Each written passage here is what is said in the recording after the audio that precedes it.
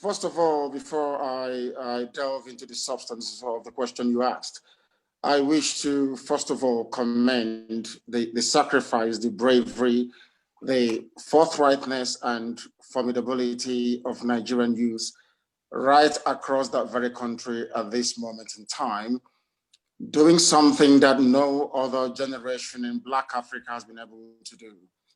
This is a moment in history that will be looked back on in many years to come as the time that the politics of ethnicity, the politics of tribe, the politics of religion was put to bed. You made reference to a clip making the rounds, which I can categorically tell you that yes, it is my voice. Yes, I made a broadcast a few days ago when young people were being slaughtered at Lekki Tollgate.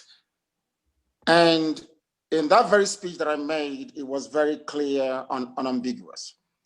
But the people that cut and paste and put the clip together were trying to be very mischievous. Their intention is to try to infuse an element of tribe or ethnicity into the ongoing campaign to free young people from the bondage that Nigeria has become. And their intention, I believe, has failed very woefully. At no time, I must say, did I insinuate or say anything to convey the erroneous impression which they are now peddling that we are now taking over or control of Lagos State. I was live on air and somebody called, a Biafran for that matter, a young lady called from Lekki. They were under attack. And as a matter of fact, that very clip has been posted on my page, on my Facebook page. And I made it very clear that the fact that the Shia Muslims were slaughtered and nobody did anything, IPOB over the years have been slaughtered or are being slaughtered and nothing ever happened, that have now, in a way, given impetus to the government to do what they did at Lekki Tollgate. Unless you do not have a child, anybody who has empathy, anybody who has a child, anybody who is a parent, you will feel for what those people went through a couple of nights ago. And in the heat of the moment, enraged and angry that such a thing could be happening to those holding Nigerian flag and singing Nigerian national anthem, that spontaneous anger and rage within those survivors from Lekki Tollgate spilled out and became what you're now having today. It was the government that provoked it. We knew those who were involved and their names were mentioned, and the people took it upon themselves to exact revenge. That was exactly what happened. Now, listen to this. Somebody rang the program. That very person said they are calling from Oyibo. And as you well know in Igbo, that the white man miraculously named Port Harcourt, there is a place called Obibo, not Oyibo. I corrected the caller by telling the caller that you are calling from Obibo and not Oyibo. Do you know that these people twisted those words and said that I was referring to Oyimbo, somewhere in Lagos, that Biafrans are now intending or planning to take over a part of Yoruba land. And the world must understand this. When we started our agitation for Biafra, there was a lot of representations and a lot of people asked us to nationalize it, so to speak, to make it Nigeria-wide. And I said no for exactly what is happening today. If I am not allowed to intervene when Nigerian youths are protesting, that means there is no Nigeria in the first place. And the most shocking thing about it is that the people who are behind this very cheap propaganda are supposedly learned men and women. If you claim there is a place called Nigeria and something is happening in a part of Nigeria, and so to speak, another Nigerian from elsewhere is making an intervention, it could be positive, it could be negative. Are you now saying or implying that people should only intervene only when matters or issues affect where they come from. If that is the case, then the whole One Nigeria debate is a hypocritical one. That is what I want the world to take away from this. Now, at no time did I imply that any part of Yoruba land is being taken over by Biafrans. At no time did I imply that we are there to take over what our young people are doing on the ground. This protest, which has now turned into a revolution, was spontaneous as a result of years and decades of brutality of the state against innocent young people, ostensibly from the South. Thank you. We have not made any attempt whatsoever. We have not made any attempt whatsoever to immerse ourselves in the process that they are now going through in order to accomplish what they have set out to accomplish in the first place. What we merely did was to give our widows might, to direct them as to the best things to do. That very state called Nigeria have been involved in the killing of their young people, not just robbing them of their dreams, but killing them quite literally. And something needs to be done about it. And we are doing something about it. What else I find very shocking and distressing is this. We have now forgotten about those that lost their lives at Lekki. We have now forgotten about those who were drenched in blood and the green, white, green flag of Nigeria soaked in the blood of the innocent. We are now talking about tribe and ethnicity from people that should know better, from people who over the years have been telling us about the virtues of one Nigeria and the need to sustain a sense of pride and nationalism within each and every citizen. All of a sudden, they have become very parochial. All of a sudden, they have withdrawn into their tribal shells. And that is very, very distressing. And it is not in a good place for any of us to be in. Right now, our focus is to encourage our young people to be law-abiding, to protest, which they have a right to, and to ensure that all the demands they have set out is being met by the government. And anything we can do in that regard to accomplish the results for which these young people trooped onto the streets and have sacrificed their lives for is what we are going to do. We are not going to be deterred. Hausa, Igbo, Yoruba, Efik, Izon, everybody is there. Gwari, everybody is there out on the streets protesting and asking for a better society. So this very nonsensical ploy to try to infuse tribe into it, it has failed already, and it will continue to fail. We are no longer going to be divided. Everybody is suffering, and we have now come together to say we must put an end to it.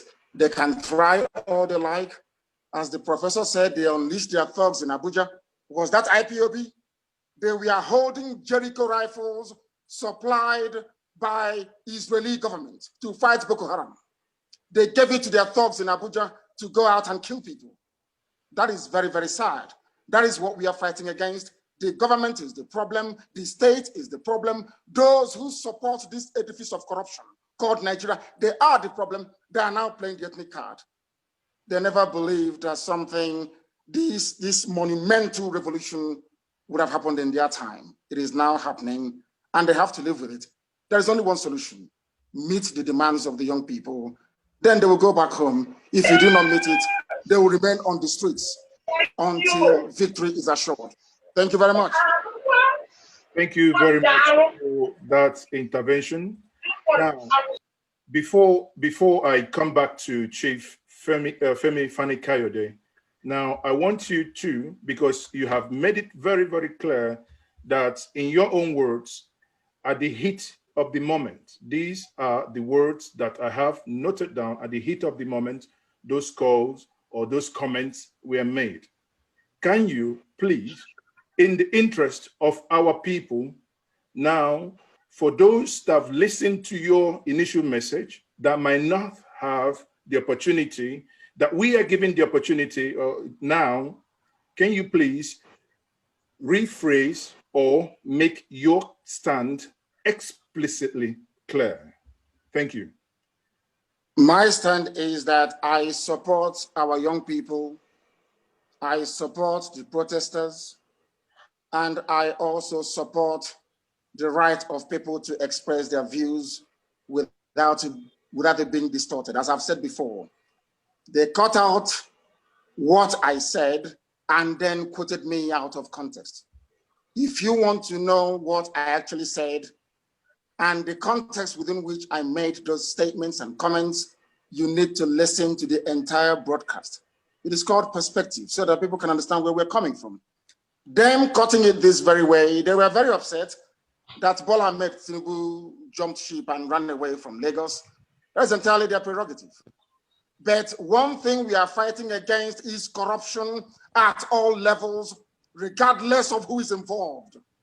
Regardless of who is involved, corruption will be fought. It doesn't matter if they're Igbo, if they're John, it doesn't matter if they're Ibibio, it doesn't matter where you come from. Corruption must be fought by everybody. When people try to ethnicize it, that becomes the problem of Nigeria. And that is what our young people are fighting this very day. Thank you. Go and listen to what I said. I am against violence of any sort. We are in alliance with Yoruba people. I love Yoruba people very, very much. I would not dream of intervening in the affairs of Yoruba people. I am a Republican. I am from Ibeku. Even in Omaha, you have a home. You have. May I proceed? Please proceed. Thank you very much. What we are saying is this: it doesn't matter. The problem of Nigeria is that when somebody from your tribe or your ethnicity is corrupt, you try to protect them. I am against it. I am against it, and I will fight against it. And I believe that is what the young people are fighting against right now out on the streets and sacrificing their lives in the process. I hate it. It is very, very cheap, condescending, and unbecoming of people who claim that they are learned. What we are fighting for is an equitable and just society and a future that not just ourselves, our children, but the whole of Africa will be proud of. And these brave young people now out on the streets are doing exactly that, and we must support them. If you kill them, you become my enemy. I don't give a damn who you are. Once you kill these young people, it doesn't matter if they're Hausa, if they're Fulani, if they're Bachama, if they're from anywhere in Nigeria. Once you kill them, I will despise you. I have been at the forefront of campaigning for justice for Shia Muslims. I am not a Muslim. I am not Shia. And I'm not from southern Kaduna or from the north, as the case may be. But I have been fighting for them, and I will continue to fight for them. What I'm saying, I was quoted out of context. What I said was taken away bit by bit from the broadcast. They did their cut and paste to make it sound very horrible, to gain a greater perspective and insight into what I actually said. And under the circumstances which I said them, you must listen to the entire broadcast. And I have this to say, all of them trying as much as they can to infuse ethnicity and tribalism into this brave work that our young people are doing, they have failed on arrival. That is how Nigeria behaves. They need to, something they learned from Britain, unfortunately. They must divide you to conquer you. They now know that the South is very strong. They now know there is no enmity or any issues between the Yorubas and the Igbos, the Oduduwas and Biafrans, and they are doing all they can to engender one. They want to start a problem so that this very protest, this very revolution will collapse, but they have failed because people are now wiser and they are more sensible. Do you think that I will ask? My father was a traditional ruler before his demise. Are you telling me that I will give orders to people to go to the Oba of Lagos residents to go and try to desecrate it? I will not even dream about it. I won't even think about it. As I was saying before, we were somehow distracted. I am from Ibeku, in Omoahia. In that same Omoahia, there is a home. In Omoahia, there is Omoapara. In Omoahia, there is Nsirimo. In Omoahia, there is Obakala. I cannot leave Ibeku and go to Obakala and tell them what to do without them inviting me to do so. Therefore, I can never, ever. And to be honest with you, if in any way, shape, or form, what you've heard have somehow conveyed an erroneous impression of what I was saying, then I do apologize for that. But what I'm trying to say to people and what I need them to understand is this. Corruption must be fought. It doesn't matter who is involved, their tribe. The same thing that Fulani Janjaweed are doing with Buhari is what some of these people are trying to do with Tinubu. The same thing, and you're talking about a good country, a good Nigeria, whereas you are being very tribalistic about issues. In fact, I'll be very, very happy if somebody else from any other ethnic group can come and be as vocal and as vociferous as to what is happening to Biafran people. Our men were killed in 2016, a lot of them at Mpo. And might I also correct one other misleading impression that these people, these criminals may have about what we are trying to accomplish here. I use the word our people all the time, or our men. We are all in this together, everybody. If you want a better society, if you want a better existence, if you want a better experience of life, you must support what the young people are doing. And I refer to them as our people, and they became very angry.